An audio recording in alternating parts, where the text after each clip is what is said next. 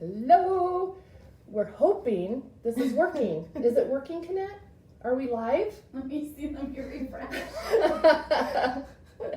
I'm going to assume you are. that we are live. You are. So anybody that is joining us this morning, hello from Blue Nest Home. Morning.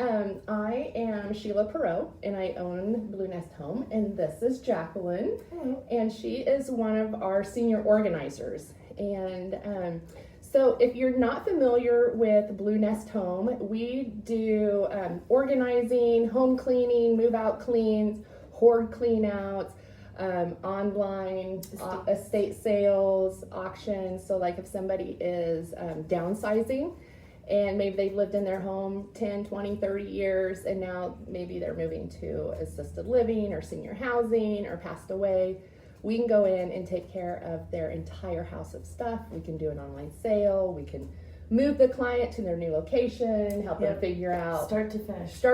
Process. So we kind of say we can do as little or as much as you want us to do, and no project is too small or too big for us.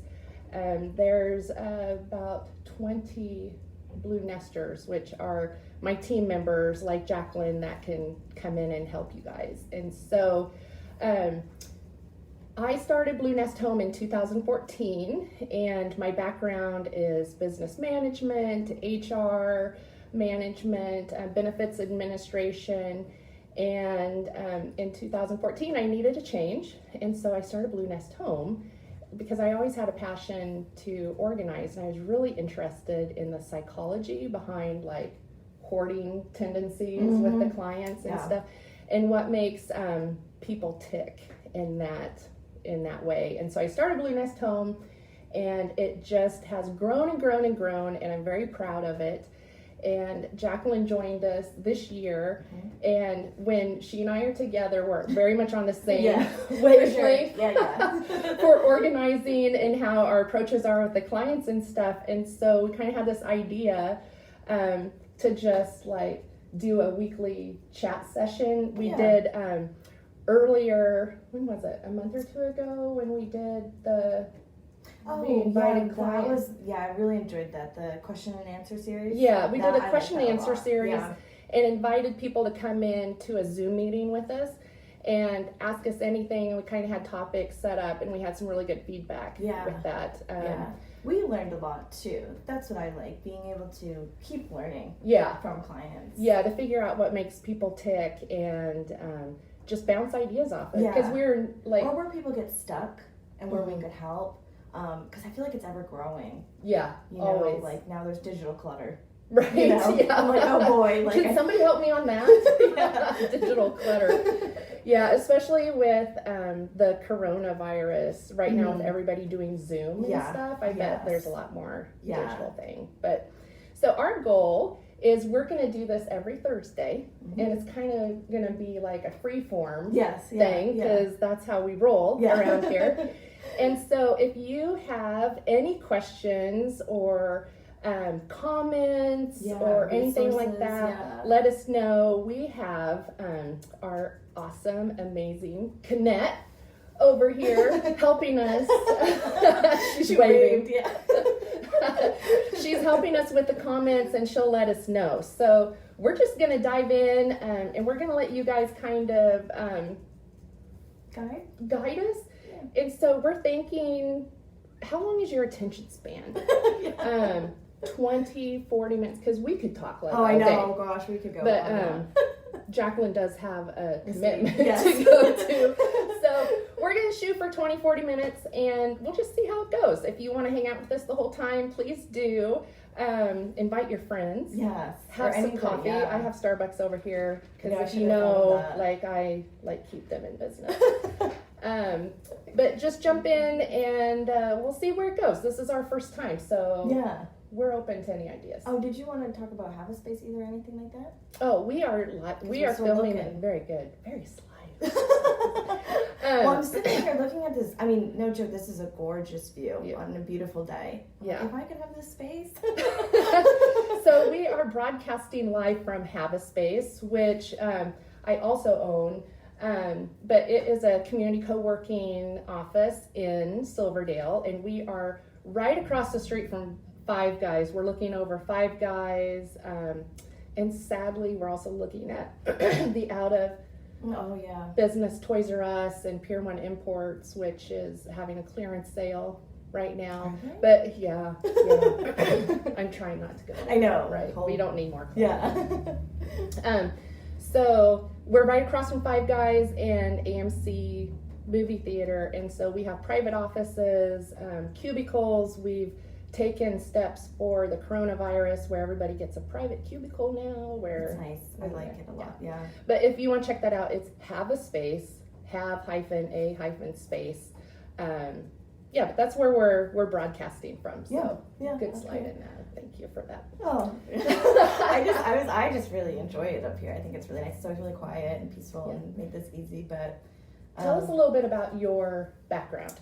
Okay, so I'm originally actually from the East Coast, and I worked doing events for the longest time, organizing them, setting them up, and then one day I just woke up and I was like, you know what? This is not quite. Something wasn't right, and a friend of mine. I think I went over. I think I was like cleaning out her closet or vanity and stuff like that, just natural, just as friends.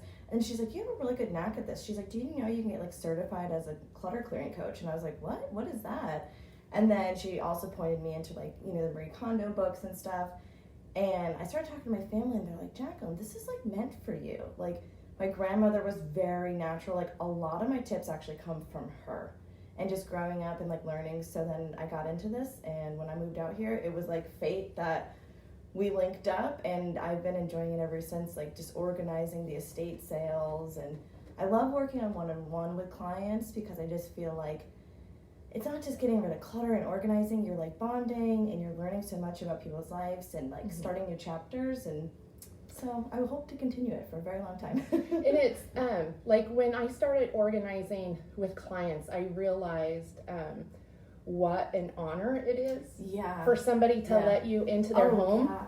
Because so when somebody finally gets the courage to make an appointment for an organizer, they're inviting you into their home to see the mess that they don't show other family members. Even friends. They don't show their friends. Sometimes they've stopped having people over. Or maybe not into places in their house. Like, or I'll bring people in here. Right. I'll bring people into the front area, but nobody's gonna see the rest. Or that's a good way to put it. It really is an honor. I'm always very touched that people like feel comfortable, and I'm happy to assist. I like to. I love to help out in any way I can. So and so it's it's a huge honor to be able to do that. And then also you realize that the organizing piece is just a symptom of something else that's going on in their life. And so I forget, all the terminology is leaving me right now, but there's studies that show like if you have a life-changing event, maybe a divorce or death in the family or childbirth or a change in jobs, then a lot of times, sometimes your home can get like really disorganized very quickly. Life happens. And in general, like if it happens, usually within like 6 months, you look around, and I know when I got a divorce in 2007, one day I had like a craft area, and one day I walked in there and I was like, what in the world is going on in here? Like, I can't see the wall. There's stuff piled everywhere, and I'm like, what in the world? And like no crafts getting done. Oh yeah, no crafts were being done. I was a single mom with 3 kids. Nothing was getting done. And a lot of things had Goodwill stickers on them. Oh, wow. So I was bringing stuff in and piling it up, and I was like, this is not okay. And so I plowed through it, and I got rid of stuff and I organized. But sometimes that doesn't happen. And then it goes on longer. Right. And so when you get into like a hoarding situation or chronic disorganization, it's because that wake up period didn't happen for whatever reason. It didn't happen. And so the longer it goes, the more people feel overwhelmed and they don't know where to start. I feel like a lot of times it quickly can become a vicious cycle. And like you said, if you have kids or you're taking care of elderly parents, like you just get your blinders on and it's really hard. And then like you get overwhelmed very quickly. And that's a lot of times where I feel like usually we step in is when you need a second pair of eyes to say like, no, we can see like usually we do see the organization. Yeah. It just kind of like you said, maybe piled up with a couple things or goodwill and we can usually see through it, but it takes a lot of courage, like you said, to say, you know what, I want to change and I want to get into this and I want to, I know we brought this up too, talking about habits. Like a lot of times people will talk about habits and routine. And sometimes it's hard to get into that when, you know, you don't have anything in order in your house, your homes and stuff like that. Or you wake up and you want the habit, like you go to bed and you're like, okay, I'm going to get up in the morning, I'm going to clean my house. And like where to start? I'm going to clean out the garage. I'm going to clean out, and then you get overwhelmed and you're like, ugh, and then it doesn't happen. Well, I think sometimes, like, we always talk too about, like, to each their own.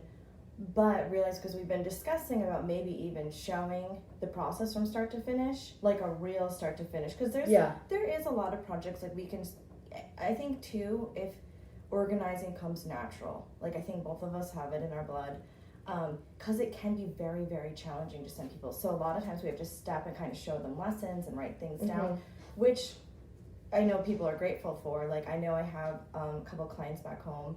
They still be like, we still go by your motto. It's on our fridge style and like a couple little things. And I'm like, that's okay. Like if you need some reminders, you need somebody to help. Like I don't, want to do my taxes by myself. Right. Like I usually ask my accountant. So, so it's okay. It's okay to ask for help.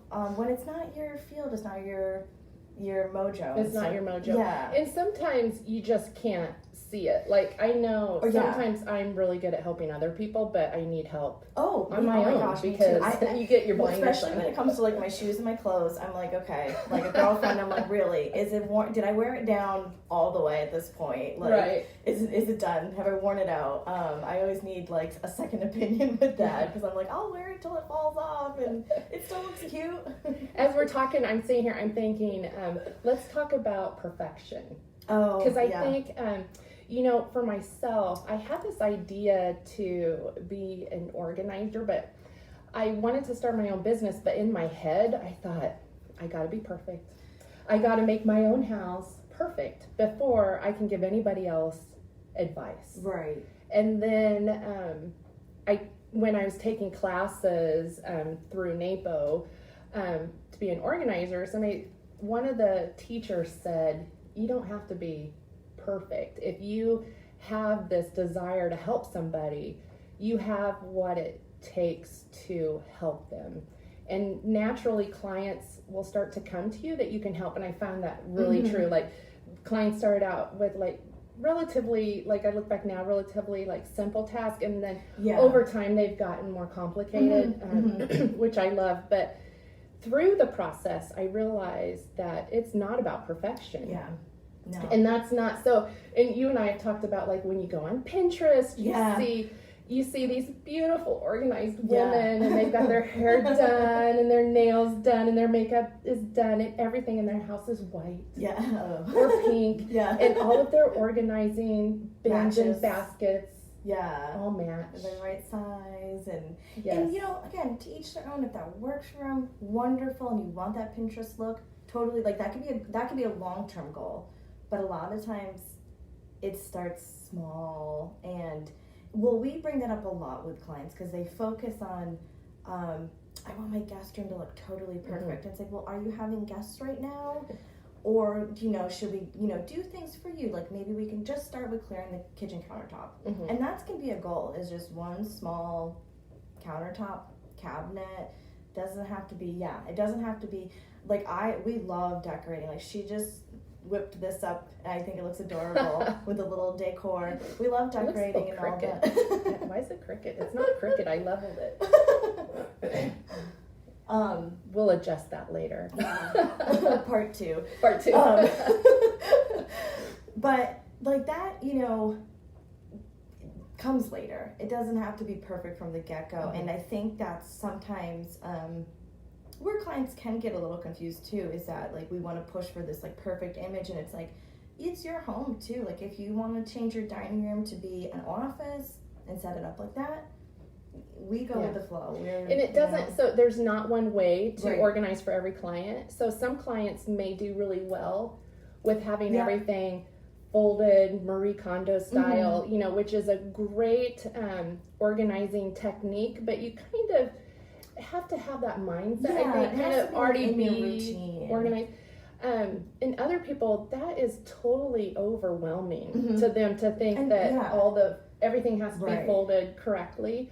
And it doesn't have to be that way for everybody. It's not like the organizing police are going to come in and going to be like, those drawers not folded correctly, you know. It's, you know, it's like you said, I think there's no pressure when it comes to, if you want, everyone needs to just organize their way, find their niche, find their routine, and that's what we brought this up to. A big thing that I kept wondering about was, I realized through a lot of being home and kind of sorting through some my own stuff again, and it did actually, you know, having time at home gave me time to really stop and think and slow down, and I've been really curious to see what people realized during, if they had to go home. I know a lot of people were still essential workers, but just even simplifying my routines even more. Slowing way down and not putting pressure. I think something, I know we discussed too, I was watching a lot of YouTube to get motivated, because I was starting to get a little unmotivated on areas of more like maybe cleaning and laundry and things like that. But I was like, you know what though? It's okay not to match them. Like I still have to be me at the end of the day. And that's something that like I realized. I'm trying to think another thing. And and looking perfect when I clean. Like I'm like, I just want to be comfortable. If I do it in my jammies, that's okay. No one's filming you when you clean, exactly. right? Yeah, and I think we kind of discovered that when we were doing the Ask the Organizer series through the Zoom meetings. We're talking about if I am late to the game on YouTube. Like I had zero interest in YouTube, and then I don't know. I stumbled across somebody on YouTube, and I realized what a valuable resource it is. So like, if you want to get organized to eat healthy or to clean or whatever, you can go to YouTube and you can find it in you can find anybody that matches your style. And I definitely I love the cleaning, even though if I don't match it. Like what I've realized with YouTube that's really helped me is to really hone in on specifics. So a couple, you know, I still give them a lot of credit for doing a channel, but they do a lot more kind of ads for cleaners, and that's not quite, like, you know, they're like talk about products more. That's not quite for me, but I think that's probably really, really helpful for a lot of people learning and getting into the game. So I kind of move on from that, and then I zone in on more areas of like really organizing things that I don't have, so that when I go to clients, it's helpful to go, okay, so I try to really type in specifics. Like I'll go organizing garage tools, you know, and then you can come up with, so like if you can be more specific on YouTube what you're looking for and really know what you're looking for, I think that's really helpful for like motivating. Or if you're looking for a morning routine, like an organized, type in organized morning routine. I'm sure there's probably hundreds. Or if you're like looking at like scheduling, you know, look at that's like a big one. block scheduling or scheduling for exercise, like get really detailed. And then, you know, my husband, he does YouTube on how to fix things. And so he has a rule: you watch 3 videos. And then then you do it. Because I could see too, like you don't want to go almost at a limit, not go down a rabbit hole. You know, because then you know, if you're trying to get organized and clean, that's a really good point, because you could do a day of watching videos and then not do anything. You know, so I just saw this thing and it said, because I was looking on how to stay motivated to stay on task. And it talks about social media going down the rabbit hole. And it said, if you are like doing a task and you're like, I want to, I need to get this report out, or I need to get this done, and then you think, oh, I'm just going to check my Facebook. Yep. The minimum a Facebook post check in is 20 minutes on average. Oh, That's the minimum. And then if you go down a rabbit hole, you could be there for hours. So it said, if you're trying to stay on task on your schedule, and you get the thought, oh, I'm just going to check Facebook for a minute because I need a break, ask yourself, do you have 20 minutes or more to spend on that? I like that too, because we were talking about maybe like games and challenges we could do for this series. I was thinking, like, instead of a 20-minute Facebook check, like, what could you put away in 20 minutes? Yeah. I can get a lot done in 20 minutes. Yes. Like, and like in a speed clean. Not like if I'm just like, Oh, when I was, before I ever became a mom, I worked with this lady who, she had older, like, teenagers at the time. And she told me once that, she was waiting on her husband. She knew she was like in the car, and she said he was going to be like 5 minutes. And she thought, well, I can run in and I can empty the dishwasher in 5 minutes. And I thought, oh my God, I hate emptying the dishwasher.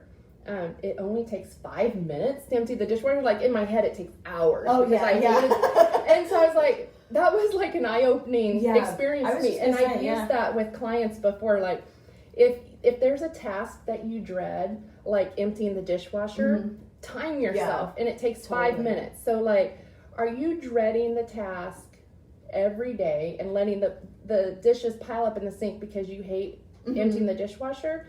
So you're delaying that. And so organization, like, when you get disorganized, it's compounded piles of delayed decisions, right? And so, I'm delaying something that seriously takes 5 minutes to do. Oh, yeah. And so I catch myself doing that still, That was like 25 years ago that I heard her say that, and I still, every time I'm like, oh, I have to unload the dishwasher. I'm like, it's just 5 minutes.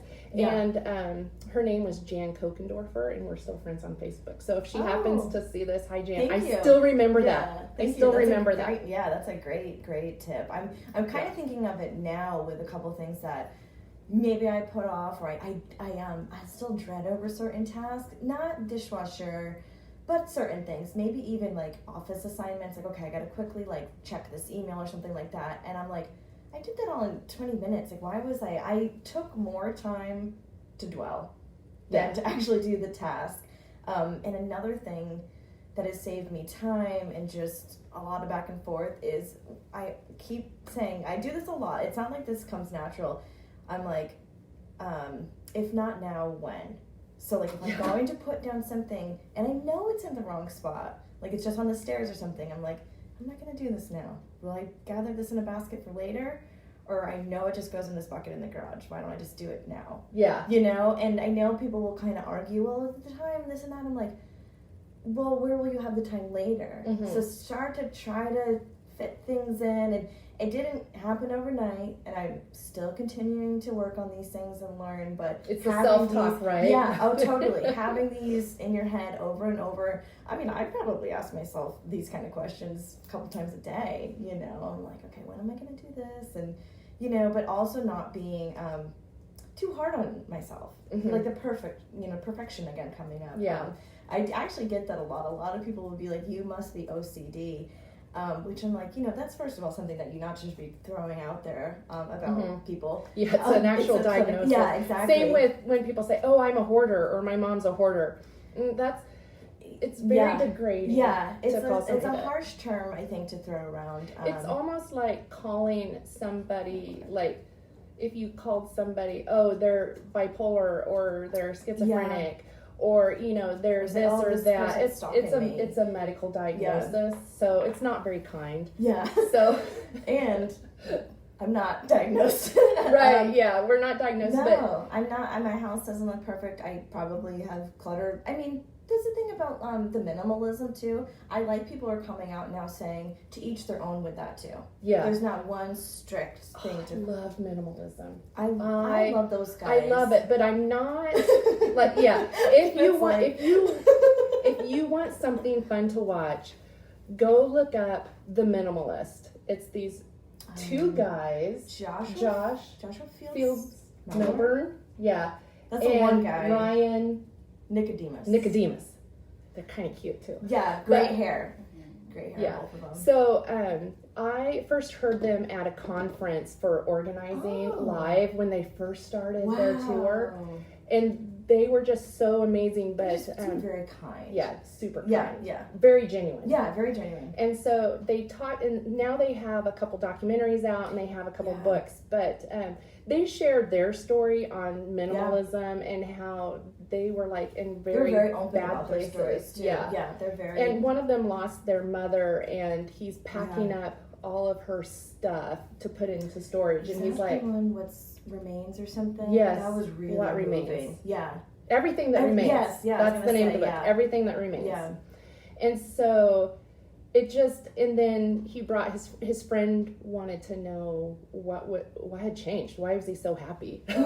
That's right, because that's the other thing. I think they were in really high-paying corporate jobs. They were doing very well. I think both of them. I mean, in the cell phone industry. That's right. They were salesmen. Yeah. I forgot. Oh my gosh, I forgot because they're so easygoing and and they seem very happy, very very happy, and they're funny. Their videos are really funny. Yeah.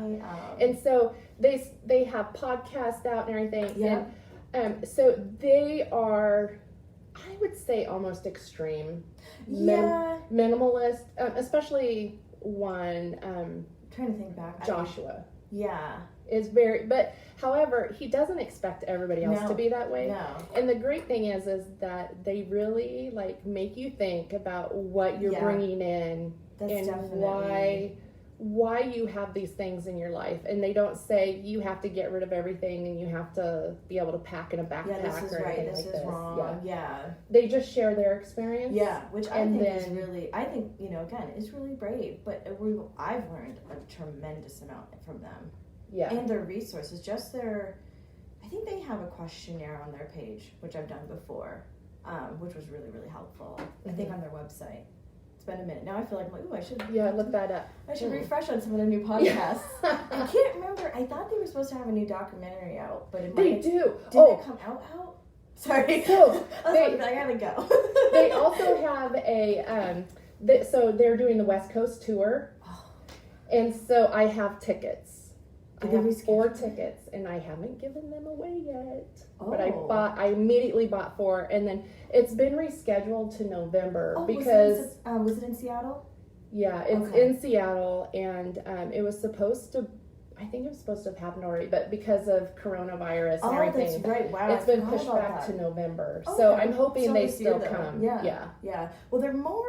I think they're more on the West Coast, but that would be. I've heard a couple things from their live show, and I think they're the type. I feel anybody can get something out of it. Mm-hmm. It's not just about minimalism. They talk a lot about trauma and feelings and pressure and work and just and life. finances and figuring out what you're good at and getting stuck. Yeah, I guess again I wrote down like realizations during the COVID or the weirds, which I got from another podcast. The weirds? The weirds. What's the weird?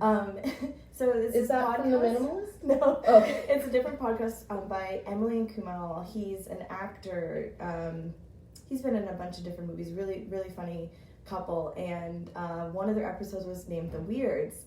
And they actually started it to talk about like movies to request for people and places to donate and things like that. And like one episode they just called this time The Weirds because they were like, I don't know, I don't want to keep saying it, I don't know what to say. And so now it's like caught on with me, and I'm like, The Weirds. And now I'm losing track. But what I realized during that is just refreshing with myself too, and going, okay, like, where am I struggling still, and where do I need to take some time? And I've been proud of myself. Like, I've been taking time for my physical body, the most I've ever in my life. And it's made a huge difference. And she's got all the connections, so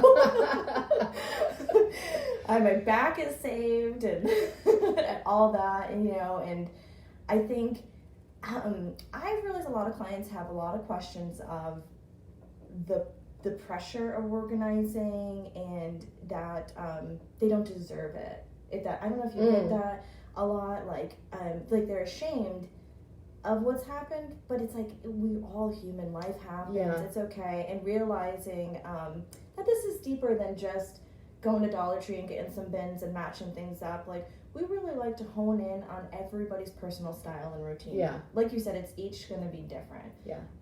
That's why. And side note, don't go to Dollar Tree and buy a bunch of organizing stuff. Oh, wait, we were just yapping about that earlier. Yeah. In the organizing process, buying stuff to organize your stuff is one of the very last steps. Very, very last, and if that's even needed. Yeah, and I can probably count on one hand when we've actually had to go out and buy stuff for clients. I just usually people have enough stuff already purchased to organize stuff, and usually that stuff is more their style. Like I wanted to tell you this earlier too. One of my clients, we found in the back closet this beautiful blanket basket, and she has all these beautiful blankets, and I was like, that's so much more perfect than getting a Tupperware. Yes, you know? Right. Yeah, a rubber container. Pumped, you know, like just digging through your stuff. I wrote down too that I'm tapping into more of like my survival creativity skills during this time. Like I was like, well, I can't go out to TJ Maxx yet. Yeah. Well, now you can if you're wearing a mask. But you know, like I took a time to step back and look at things, and I was like, now I like using things in unique ways. Like I had this really cool wooden crate, and now I use it for storage, and like sometimes just taking the time to go, you know, maybe this could work in this room better, and not having to buy stuff like you said, and just be conscious of purchases. And, or if you organize something and you find something in your house that will suffice, like a box, or bin, or something you've had for a really long time. And then once you go through the organizing process, if it's something you see all the time and you want something that's more aesthetically pleasing, stylish, you can go look for something that fits that space. But that's another try not to buy stuff first. Big tip.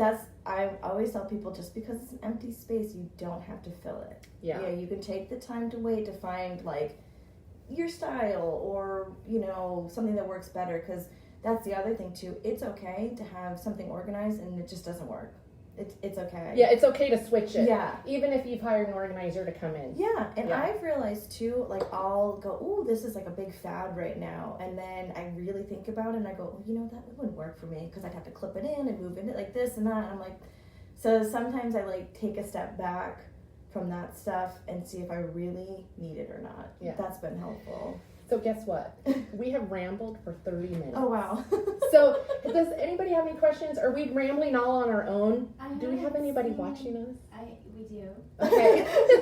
Do you have any questions for us? I know. I love somebody said, oh, Jody. Hi, Jody. She said Jody. She loves the Minimalist. I listen to the podcast while I'm in the garage. Yes. I think their podcast might be one of my favorites, and I've listened to a bunch. Yeah, there's another guy, I'm trying to remember what his name is. I think his name is also Joshua, and he was a pastor. He might still be a pastor. Oh, this is ringing a bell, actually. But he got into minimalism because he was cleaning out his garage, and his 5-year-old son at the time kept saying, Daddy, can you play with me? Daddy, can you play with me? And he kept saying, after I clean out the garage, and then he realized, like, I am giving up time cleaning up a garage with my 5-year-old. What am I doing? And the stuff is in the garage that he doesn't even use. Yeah. Prioritizing. Yeah. Which I have a little spiel on garages. You want to hear it? Yeah. Oh, yeah. Okay. So garages hold the stuff that, for a lot of people, that does not have enough value to be in your home. Whoa. Like it's been boxed up and on the shelf. Put in the garage because you don't have value enough in it to have it display or to be in use in your home. And so you box it up and you put it in your garage, while your car that you spent $20,000-$30,000 plus, that gets you to work every day, takes your family, safely to school, to baseball practice, to all these things, sits out in the elements. Sorry, that just hit Right? me. Yeah. While the stuff that doesn't have enough value to be used or in your home. Especially non-garage stuff. Yeah. That's interesting because we do see that a lot. Like, it's not just garden tools. It'll be boxes of china or figurines, art even. Yeah. Somebody else's stuff that you've inherited. Oh, I know. Okay. Permission granted. Just because your grandmother gave you something, or just because somebody passed away and they had this piece of furniture or Teapot knick-knack thing and you don't like it, it doesn't bring you joy, it is okay to give it away or to donate it. Yeah. Yeah. And if somebody gets mad, so I don't know if Kyle Ann is watching, but so I can say this because she's worked for us, and I know her whole family, and we're good friends. But her family, we laugh, they have the precious disease. Oh. Everything is precious. Yeah. Yeah. Yeah. It's okay to donate precious things if Right. it's not bringing value to your life. Right. Yeah. It's definitely, I'm trying to think, for the most part, and I've been doing this a long time, I don't think too many people have gotten upset. Maybe they go, oh, okay. But they get over it and they get it, you know. And like, things can still be precious. You want to totally respect that. But, you know, I think sometimes people get happier knowing, oh, they found this, you know. I remember this one client had a bunch of bikes. For when my grandkids come, but their grandkids kept bringing their bikes there. Right. And so they brought it to this, it was a program back home where you could donate the bikes, but you could work on the bikes with the kids. And then they work on the bike and they got it. So it was like this really cool transformative thing, and because it took up a lot of space in the garage. Yeah. There was like 3 or 4 bikes that were just sitting there, and you know, so it could take time, but yeah, I agree. I like that one. That hit me in the feels about the garage. Yeah. So think about that. If you're a person who doesn't park their vehicle in the garage because it's too full, what are your priorities? Yeah, that's interesting. I'm really thinking because like we park in the garage, but I really like that because I leased a car that it's, you know, fancy to me. You know, I was, you know, always had the hand-me-down cars, and then I just got one, and I'm like, I'm so happy that I have a nice space for it, and it's can safe. put it in the garage. Yeah, exactly. Yeah, I may have times where I can barely get out of my car door, but my car's in the garage. I definitely hit my trash can a lot because it's a small one, but still. That's how you know when you're pulled in enough, when you hit the, the garbage can moves forward.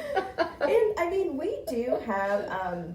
I have like a bucket of like our holiday decor out there. But it's in a nice Tupperware, sealed, labeled, packed away, like, you know, I bubble wrap it. So even if you do put stuff in the garage, that it has a nice home and a nice, you know, that's the thing too. Like, because some people have to use different spaces for different things, but just not thrown in there. That's where I get like, oh, don't just throw your nice, you know, your nice decor, the extra lamps, like you said, it's you know, you want to still value and respect your items as well. You know, you don't want to just. I think that was a big part of the Marie Kondo kind of theory, you know, respect. Yes, respect what you have. Yeah. Not necessarily the perfectionism that some people think that is, but it's more of love what you have, use what you have. Yeah. Have a place for it. That's, you know, that was a big thing with me too, like asking myself, like, if I'm not using it, that's okay, I can move on. Like, I started to feel guilty, be like, oh, I have this, like, kitchen thing that, like, everybody has, but I don't use it. Yeah. You know, and I was feeling, like, bad. I'm like, just move on. Just move on. It's okay. Yeah. All right, so what would we wrap up? So I would think if you are watching us and you have any suggestions on something we talk about, because as you can see, we could ramble on. Oh, yeah, I could keep going. Just bring me a snack. For this. So I think one of the things on our to-do list is to document one of our estate sales from start to finish. To kind of give people an idea, because, man, we dive deep into that. Yes, we really put heart and soul into with the clients. Yeah. You know, we start to bond with them, and we want to get the most value of their things for that and stuff. So that's on the to-do list, and we may brainstorm to bring some other stuff. Anything else like they'd like to see like that, like a time lapse of the process. of the estate process, or even like an organizing process or Yeah. something. And just so you know, Jacqueline. we never share photos or anything without the client's permission. So some clients don't want their photos shared, and that's A-okay. We Yeah. totally get that. Mhm. So we respect everything, and we never We never use names or addresses or No. anything like that. So No. so I think we should probably wrap it up for today. Yeah. But we're gonna try this every Thursday. Yeah, and I'm curious too. I'm gonna challenge myself the 20-minute Facebook thing. So Yes. instead of 20 minutes on Facebook. But I'm don't gonna- just ignore that when we're on. Oh, because I know. we're Join us. valuable. Yeah. set your alerts and your Yeah. I don't even know the terms anymore. Yeah, and I think can we share this?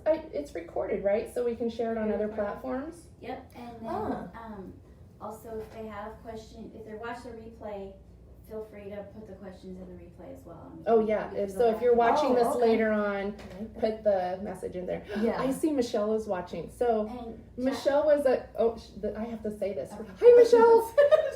She was my college roommate. Oh wow. And my God, I don't think we were even 21 yet. cute. So Cute.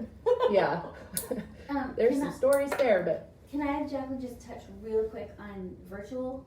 oh organizing? yes, yeah, share. Yes. This please. came about. We've always offered this as an option, but during the COVID The thing, weirds. during the weirds.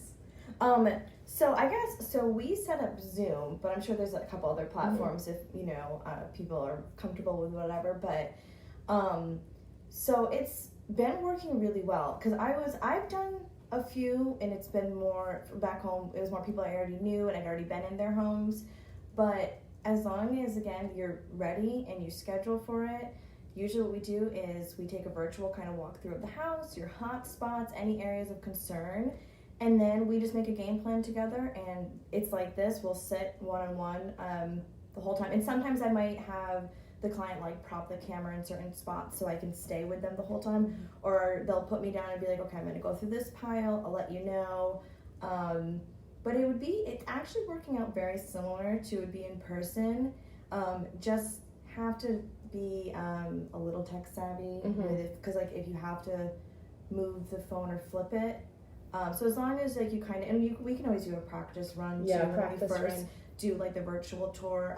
But I think originally too, original photos sent, like we'll ask like for photos before I can study them, or whoever else is doing the organizing can study them, make a game plan. But it's been going pretty good. I mean, it still flows.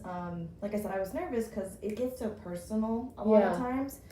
But it's worked really well. Yeah. And here's the thing: if you try it and it doesn't work for you, you're not stuck in it. You don't have to stay in that. But we have one particular client that has worked really, really well for us. So, and you can be anywhere. You don't have to be in our location. It can be anywhere. Yeah, and you can do like any spot. Like we've gone through the whole, like completely the whole house. It doesn't have to limit to. At first it was kind of bigger jobs, and now we've moved on to like smaller little tasks. And sometimes we're down to like 2 hours. We kind of check in, make another game plan, and then they have homework for the whole week. And we always say too, you can email us anytime for questions or Facebook us. So yeah, I enjoy it too. I'm glad it's an option. I think it's a great option, especially during the weirds. Now. Yeah, during the weirds. Whatever your comfort level is. So. Yeah, or if you're far, like you said, or just Okay. So set your alarm. We will be back here next Thursday at 10 a.m. And thank you so much for joining us today. We really appreciate it. And we're excited. I know, I'm for excited this to see where it goes. Yeah. So we'll see you next week. Bye. Bye. Thank you.